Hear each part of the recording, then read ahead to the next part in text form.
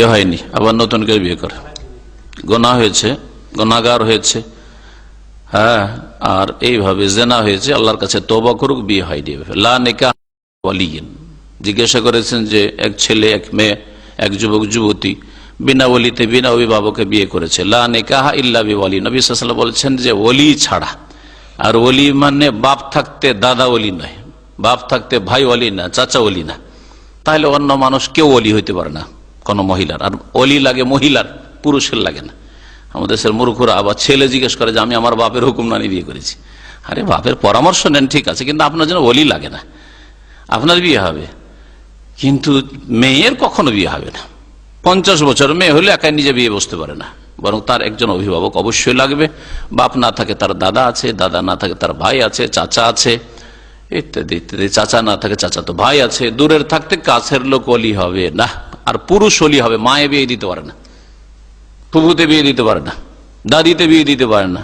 জি, নবী সাল্লাল্লাহু আলাইহি ওয়াসাল্লাম আরো বলেছেন, আইয়ুমা ইমরাতিন নাকাহাত নাফসাহা বিগাইরি ইযনি ওয়ালিহা, কোন মহিলা যদি নিজেই বিয়ে বসে যায়, নাকাহাত নাফসাহা, নিজের বিয়ে নিজেই বসিয়ে ফেলেছে, বিগাইরি ইযনি ওয়ালিহা, তার ওয়ালির অনুমতি ছাড়া।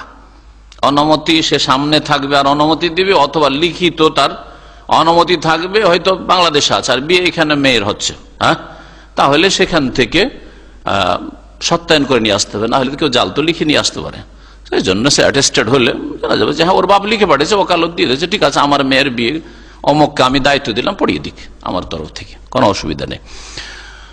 যে কোনো জায়গায় বিয়ে হইতে পারে, কিন্তু অনুমতি লাগে। বিনা অনুমতিতে যদি বিয়ে হয়ে যায়, নবী সাল্লাল্লাহু আলাইহি ওয়াসাল্লাম বলেছেন ফানিকাহুহা বাতিলুন বাতিলুন বাতিলুন, 3 বার বলেছেন, তার নিকাহ ওই মহিলার বিবাহ বাতিল বাতিল বাতিল। সুতরাং আজকালকার কোর্ট ম্যারেজ যা হচ্ছে আমাদের দেশগুলিতে, ভারত, বাংলাদেশ, পাকিস্তানে খুব বেশি হচ্ছে, আর সবগুলি হারাম, বাতিল নিকাহ। এই বিয়ে হয় না, বাতিল মানে ফাসেদ, নিকাহ হয় না, বিবাহ হয় না। জি, সুতরাং ওই ছেলে মেয়েকে তওবা করা উচিত, আর নতুন করে বিবাহ করুক, ওলিকে ডেকে নিয়ে বা ওলির অনুমতি নিয়ে। জি, তারপরেও লাগবে, তারপরে ওলি লাগবে। বললাম যে 50 বছর, একটু বললাম না, শুনলেন না? 50 বছরের মহিলা হইলেও, বিবাহিতা হোক, তালাক প্রাপ্ত হোক, বিধবা হোক, অবিবাহিতা হোক, সকলের জন্য ওলি লাগবে।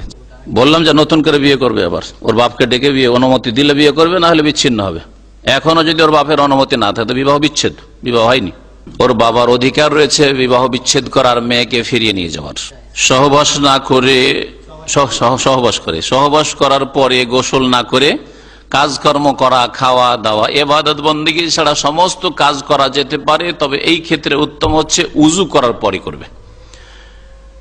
উযু করার পরে খাওয়া দাওয়া করবে, উযু করার পরে পানাহার করবে, উযু করার পরে পাকশাক করবে, উযু করার পরে ঘুমাবে, হ্যাঁ, উযু করার পরে ডিউটি করবে, সমস্যা নেই।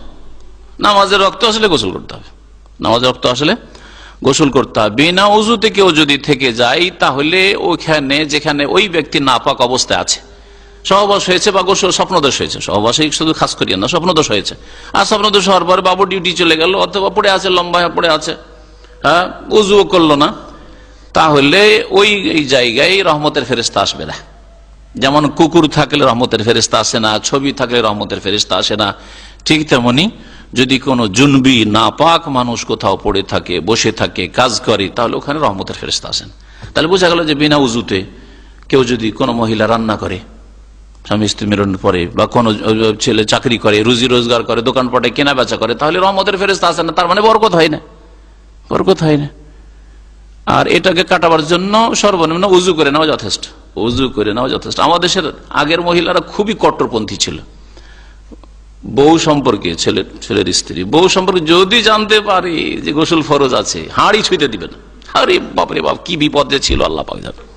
হাঁড়ি পর্যন্ত ছুঁতে দেবে না, ও কিচেনে ঢুকতে দেবে না, হ্যাঁ, সব খারাপ করে দিবে, সব খারাপ করে দিবে।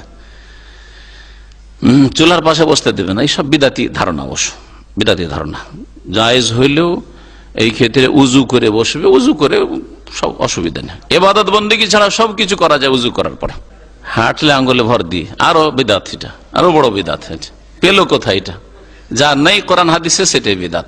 ধর্মের নামে যা করবে অথচ আল্লাহ এবং তার রাসূল বলেননি, বাড়াবাড়ি বিদাত। জি, এগুলো হচ্ছে বাড়াবাড়ি। বাড়াবাড়ি করে জাতি ধ্বংস হয়েছে, নবী সাল্লাল্লাহু আলাইহি ওয়াসাল্লাম বলেছেন। হ্যাঁ, গোসল করার সময় যদি লজ্জা স্থানে হাত যায়, তার আগে উযু করেছিল, তাহলে উযু নষ্ট হয়ে যাবে সরাসরি হাত পড়লে। কাপড়ের ওপরে না, সরাসরি বিনা আড়ে যদি হাত পড়ে তাহলে বা স্পর্শ করে তাহলে ওযু নষ্ট হয়ে যাবে। কারণ নবী সাল্লাল্লাহু আলাইহি ওয়াসাল্লামের সহিহ হাদিস, মান মাসসা যাকারাহু ফালিয়াতাওয়াদ্দা, যেই ব্যক্তি লজ্জা স্থান স্পর্শ করেছে সে যেন ওযু করে নেয়, এটাই ঠিক। আমি যেটা বলছি হাদিসের মাযহাব, এত মাযহাব শিখে লাভ কি? রাসূলুল্লাহ সাল্লাল্লাহু আলাইহি ওয়াসাল্লাম মাযহাব হাদিসের মাযহাব বলছি।